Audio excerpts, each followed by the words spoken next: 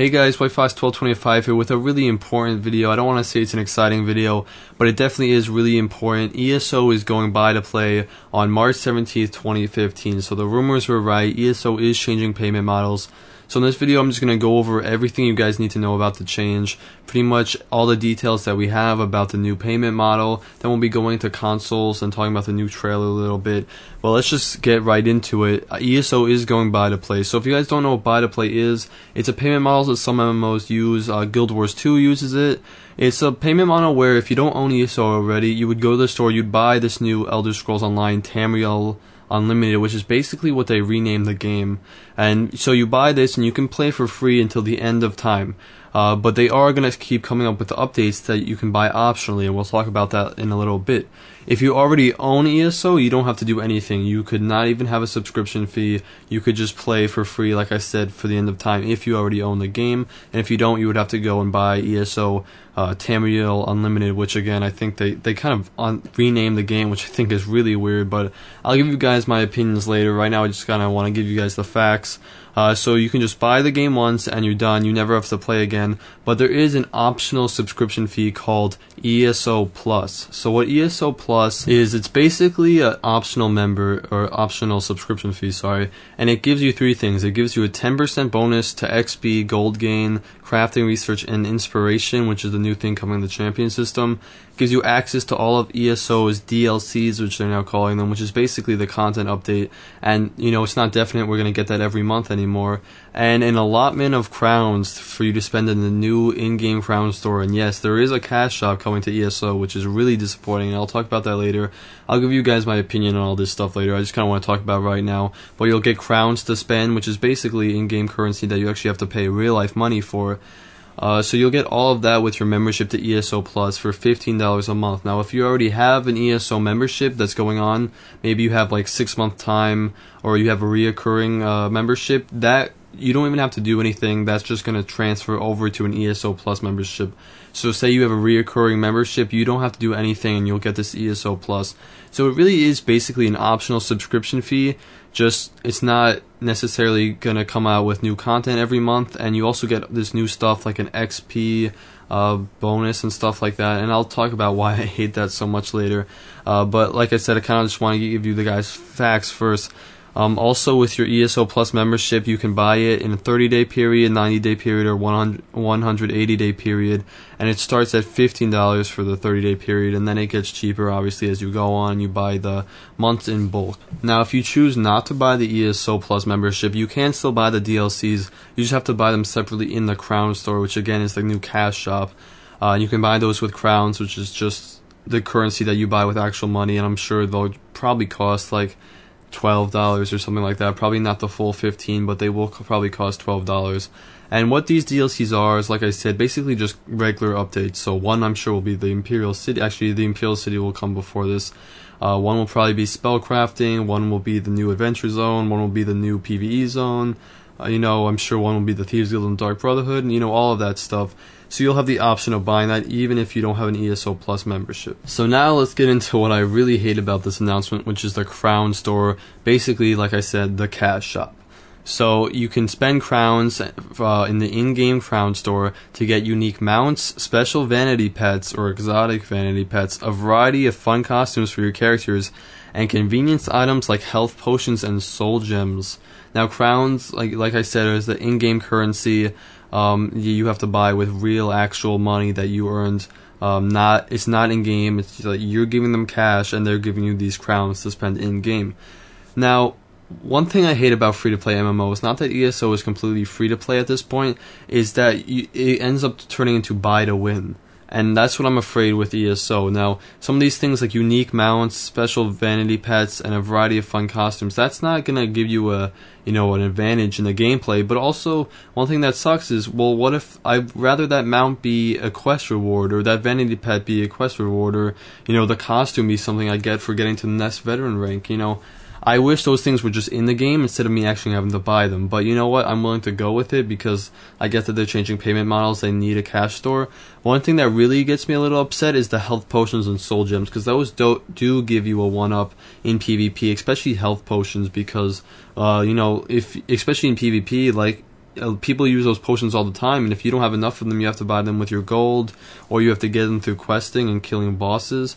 And the soul gems you can resurrect yourself or a friend, and again, that gives you a 1-up when playing with your guild or something.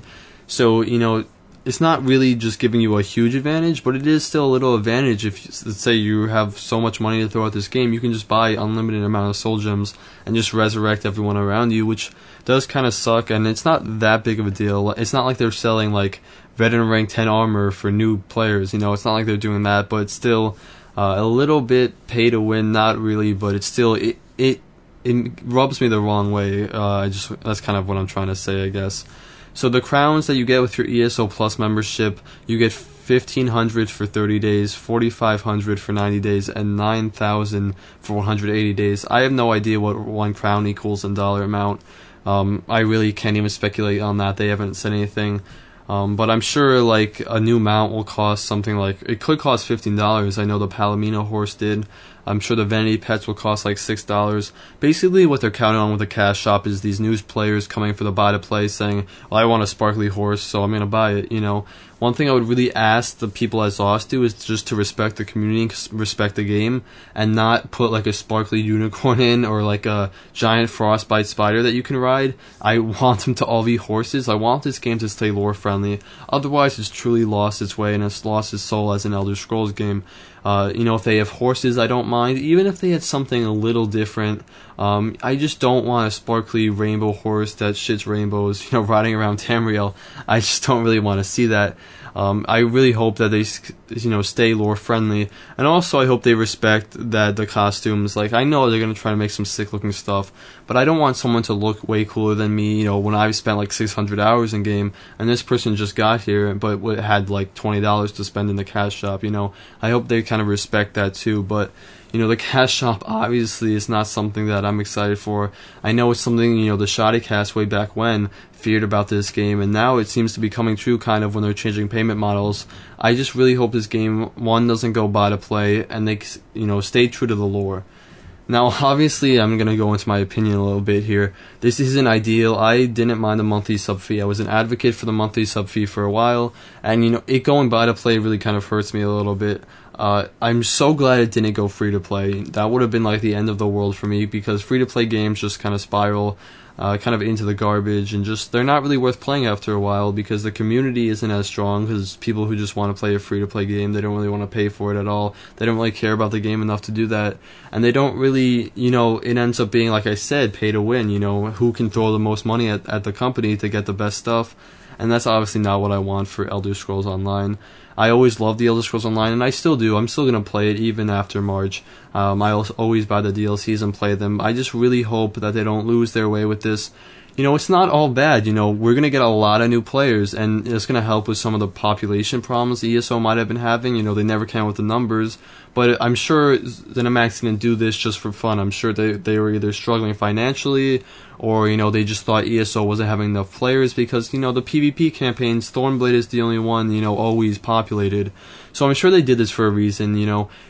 If everyone who still has a subscription fee stays, and, everyone's paying the sub fee, and you just bring in some new people to play for free, I don't think the world is gonna, spiral out of control, and the community is gonna go, down the drain.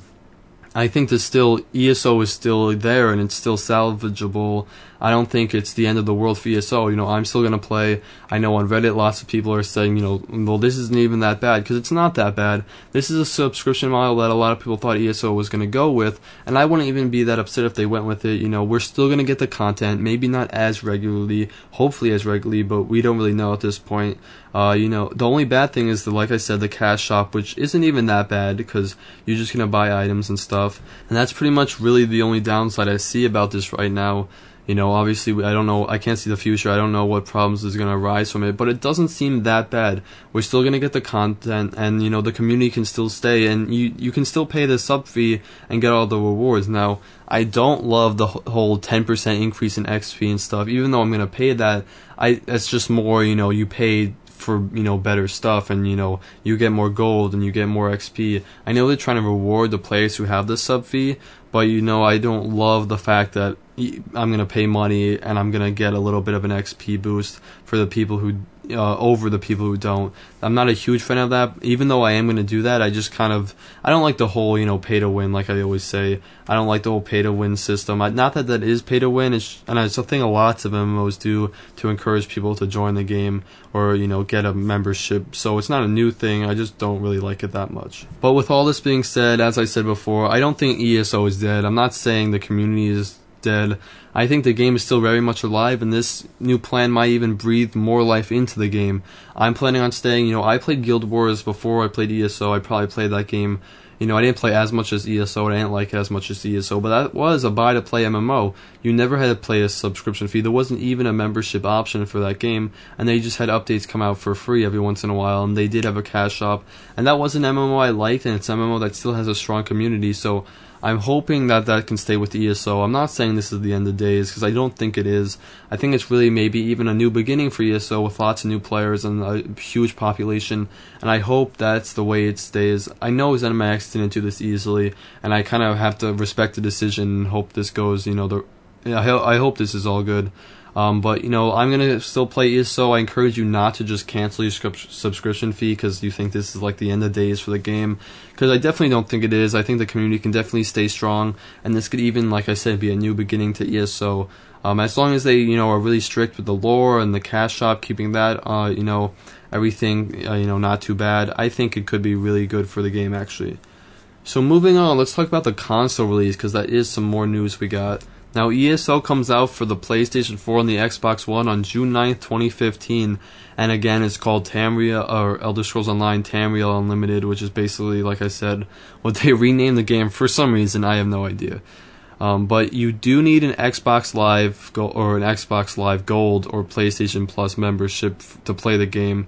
So that's just kind of, I don't play consoles, but that's the kind of online subscription thing. You have to pay those companies to play online on those consoles, and the game will basically be the same thing with the optional ESO Plus membership. And you can start a character now and then move it over to consoles. If you guys didn't know, you'll never be able to switch back, but you can do that if you want to get kind of a head start playing ESO over the people who just get it when the console comes out. So again, that's coming June 9th, 2015.